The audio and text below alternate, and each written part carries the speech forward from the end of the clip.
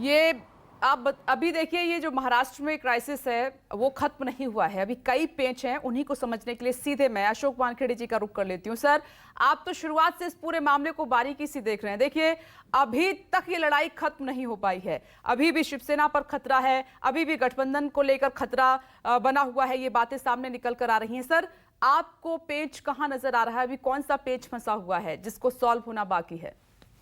देखिए, सीधा सीधा पेच आज सुप्रीम कोर्ट में ही है। जैसे प्रभाकर कह रहे थे, बात वहीं तक है।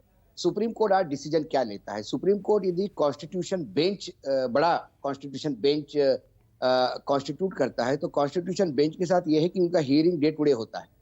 ऐसे में क्या ये सबकी नजर उस पे लगी है कि क्या 28 अगस्त के पहले कुछ फैसला आएगा? 28 अगस्त तक रमन्ना साहब चीफ जस्टिस है, क्योंकि अपने यहाँ जब चीफ जस्टिस बदलते हैं तो भी कई बार न्यायपालिका की तासीर जो है आगे पीछे बदलती है। तो हो सकता है मेरी इंफॉर्मेशन में कुछ गलती होगी, क्योंकि प्रभाकर सर हिला रहे हैं। तो अब ये देखना है कि इसको किस करवट बदलता है।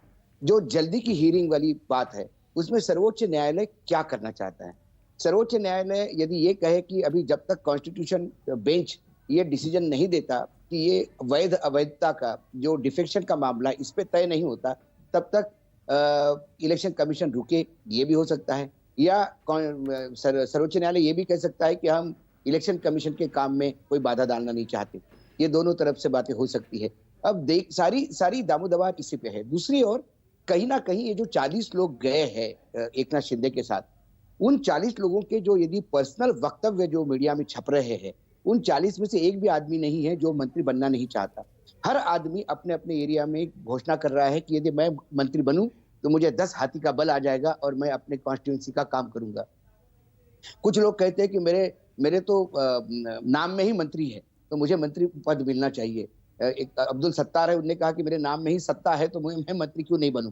ऐसे मंत्री बनने वाले 40 है, तो इन 40 को कैसा कंट्रोल किया जाए, ये जो कसरत है, ये एकनाथ शिंदे को करनी है। क्योंकि ये जो लोग आए हैं, ये कोई एकनाथ शिंदे के साथ बहुत लॉयल है इसलिए नहीं आए। ये बड़ी सत्ता का मक्खन खाने के लिए आए हैं। क्योंकि जब वो मंत्री थे, ऐसा नहीं कि तब वो मंत्री नहीं थे, लेकिन जब मंत्री थे तो ज्यादातर सारे काम मुख्यमंत्री कार्यालय से होते थे। यानी ट्रांसफर पोस्टिंग भी उद्धव के ही कार्यालय से होने लगी थी। तब मंत्रियों को लगा कि हमें क्या मिलेगा। आखिर में ये सब कहने की बातें होती है कि हम प्रदेश के भलाई के लिए और किसानों के लिए भलाई के लिए काम कर रहे हैं, लेकिन सारा खेल जो है बड़ा मंत्री पद और छोटा मंत्री पद। क्योंकि एक मंत्री जो एनवायरमेंट मिनिस्टर थे, उन्होंने तो एबीपी के एक मराठी चैनल पे ये तक बोल दिया कि हमको डिपार्टमेंट मिला, वो बड़ा डिपार्टमेंट थोड़ी था, उस डिपार्टमेंट में बचा ही क्या था। मतलब अल्टीमेटली पैसा खाने का ही खेल है, ये सब लोग मान रहे हैं ओपनली। सारा बीजेपी की तो लिस्ट तैयार है। बीजेपी की यहाँ तो किसी को भी मुख्यमंत्री को उप मुख्यमंत्री बना जाए तो नीचे मुंडी करके वो बन जाते हैं। बीजेपी में उस मामले में आदेश जब आएगा तो जो मंत्री बनना है बनेंगे, जिनको काम करना है वो करेंगे। लेकिन एकनाथ शिंदे के लिए बहुत क्रुशियल है। दूसरी बात, संजय राउत को जिस हिसाब से ईडी ने अरेस्ट किया, उसके बाद कहीं ना कहीं उन 40 को भी ये मैसेज गया है कि आप थोड़े लाइन में रहिएगा, यदि आप वापस चले जाएंगे तो आपका हश्र क्या होगा। और हश्र क्या होगा, इसका जो एक्शन है वो एकनाथ शिंदे सरकार ने शुरू किया है। जो केदार करके जो एक नेता थे शिवसेना के, जिनको अब ठाणे का इंचार्ज बनाया गया था, उनके ऊपर कल एक रेप केस रजिस्टर्ड हुआ है। क्योंकि ये सारे केसेस अब क्योंकि ये सब एक दूसरे के साथ काम करते थे, एक दूसरे को लूप होल सबको पता थे। कल तक एक ही साथ बैठ के शामें रंगीन हुआ करती थी, अब अलग अलग हो गए तो सबको एक दूसरे के लूप होल मालूम है। तो अब ये बदले की भावना की कार्रवाई लगातार होगी। आज शिवसेना के एक एमएलए जो शिंदे के साथ है, कल उनके ऊपर पूना में हमला हुआ। वो हमला शिवसैनिकों ने किया, ऐसा शिंदे का आरोप है। शिवसैनिक कहते कि हमने हमला नहीं किया। अब इसकी भी पुलिस जांच चल रही है। दोनों तरफ से आक्रमण बहुत तेज हो रहे हैं। लेकिन कुल मिला के, जैसा कि जगदाले साहब कह रहे हैं, महाराष्ट्र में मजाक का विषय हो गया है कि महाराष्ट्र में सिर्फ 2 लोग सरकार चला रहे हैं। और जब कैबिनेट मंत्री की बैठक होती है, तब एक भी आदमी उठ के टॉयलेट चला जाता है तो कोरम समाप्त हो जाता है मीटिंग का। मीटिंग आगे नहीं बढ़ सकती क्योंकि आधा मंत्रिमंडल गायब है। ऐसा अधिकारी बड़े हंसते हुए ये जोक सर्कुलेट हो रहे हैं।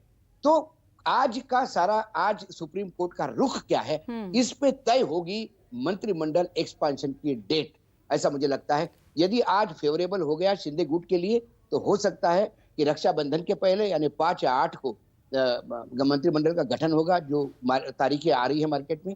और यदि कोई विपरीत होता है तो फिर ये मामला लंबा जाएगा, मंत्रिमंडल गठन का भी मामला लंबा जाएगा, ऐसा मुझे लगता है। मेरे कुछ वक्तव्य पे प्रभाकर को कुछ करेक्शन करना है, क्योंकि मैं मैं बस उन्हीं के पास जा रही थी सर, आपकी बात कंप्लीट होने के बाद उन्हीं का रुख मैं करने वाली थी। प्लीज किशोर जी बस 1 मिनट में जरा कुछ बात कहनी है प्रभाकर मिश्रा को। प्रभाकर, आप कुछ कहना चाह रहे हैं?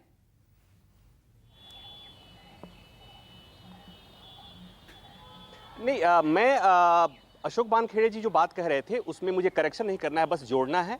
ये बात सही है कि सीजेआई जस्टिस रमना रिटायर हो रहे हैं 28 अगस्त को, लेकिन मैंने जो अब तक देखा है कि सुप्रीम कोर्ट में इतना जल्दी भले ही कॉन्स्टिट्यूशन बेंच का गठन हो जाए, लेकिन कॉन्स्टिट्यूशन बेंच किसी संवैधानिक मसले पर 1 महीने के भीतर, अब 1 महीना भी समय नहीं है, सुनवाई पूरा भी कर ले और फैसला भी दे दे, ऐसा आज तक मैंने देखा नहीं है।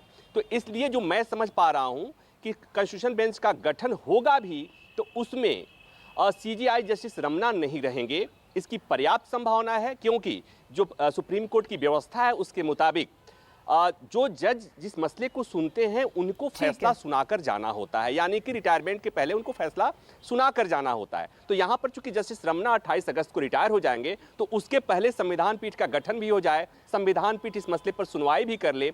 ये बात सही है, वानखेड़े जी साहब सही बात कह रहे थे कि कॉन्स्टिट्यूशन बेंच किसी मामले की सुनवाई करती है तो नियमित सुनवाई करती है, लेकिन उस सुनवाई के बाद चूंकि कॉन्स्टिट्यूशनल मैटर होते हैं, फैसला फिर सुरक्षित होता है और सुरक्षित होने के बाद उसको फैसला बाद में सुनाने में समय लगता है। तो मैं जो समझ पा रहा हूं कि सुप्रीम कोर्ट में 28 अगस्त के पहले वाले कुछ नहीं होने जा रहा है। नई बेंच का जो गठन होगा, संविधान पीठ का गठन होगा, इसमें मैं जो समझ पा रहा हूं justice Ramana CJI justice Ramana नहीं होंगे, नए सीजेआई बनने वाले हैं जस्टिस ललित, हो सकता है कि उसमें वो शामिल कर लिए जाएं। तो 28 अगस्त के पहले सुप्रीम कोर्ट से इस कॉन्स्टिट्यूशनल मसले पर कुछ फैसला आ जाए, इसकी उम्मीद लगभग नगण्य है। बस इतनी बात। इस महीने फैसले की उम्मीद कम ही नजर आ रही है, प्रभाकर मिश्रा कह रहे हैं।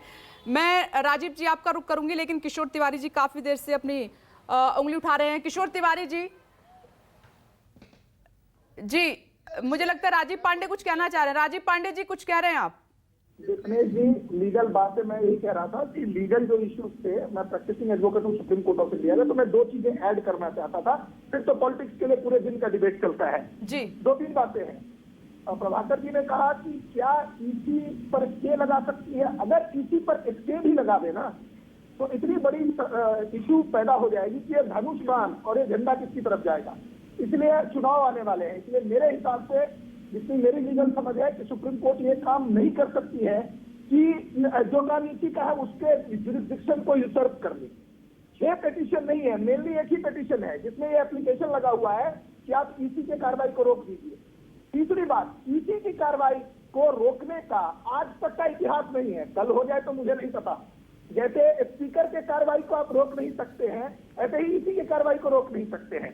चौथी बात, जो पिटीशन है, अब केवल एक पिटीशन है, उसमें बहुत सारे एप्लीकेशन है। जैसे याचिका आप कह रहे हैं कि जिसके लिए उद्धव जी गए हैं और वो कह रहे हैं कि इन लोगों को डिस्क्वालीफाई करो, और विद की बात विधानसभा और लोकसभा में क्लियर हो चुका है संख्या बल के आधार पर। अब जो लड़ाई है वो ईसी के पास है।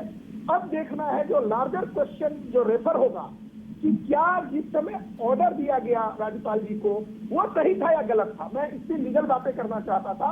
नहीं राजीव जी, आप सही कह रहे हैं, वही प्रभाकर मिश्रा कह रहे हैं और वही अशोक वानखेड़े जी भी कह रहे हैं कि ये अदालत को तय करना है, अदालत का है, लेकिन उसमें थोड़ा वक्त लग सकता है, वही वो एक्सप्लेन करे। लेकिन 1 मिनट किशोर जी सुनिएगा। कॉन्स्टिट्यूशन बेंच लिस्टिंग होती है अभी। नमस्कार, मैं हूं मानक गुप्ता। अगर आपको हमारा ये वीडियो पसंद आया हो तो इसे लाइक और शेयर जरूर करें, और हाँ, हमें सब्सक्राइब और फॉलो करना ना भूलें ताकि आप देश और दुनिया की कोई खबर मिस ना करें। तो जुड़े रहिए हमारे साथ और देखते रहिए न्यूज़ 24।